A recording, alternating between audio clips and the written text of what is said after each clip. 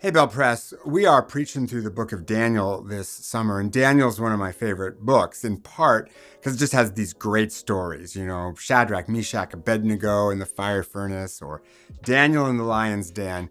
But one of the reasons I think it is so important for us in this place and in this time is it is also a book about how to follow God in a culture that does not believe in God, that does not support your faith. Daniel and his friends have been taken into exile in Babylon. Daniel works for the government.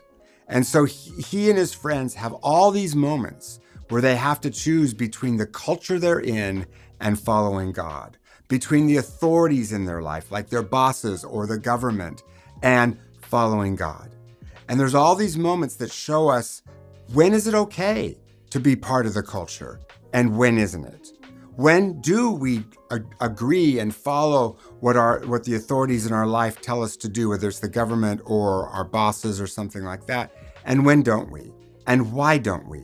And if we have to follow God, not the culture or not the authorities in our life, how do we do that in a way that is winsome and is winning?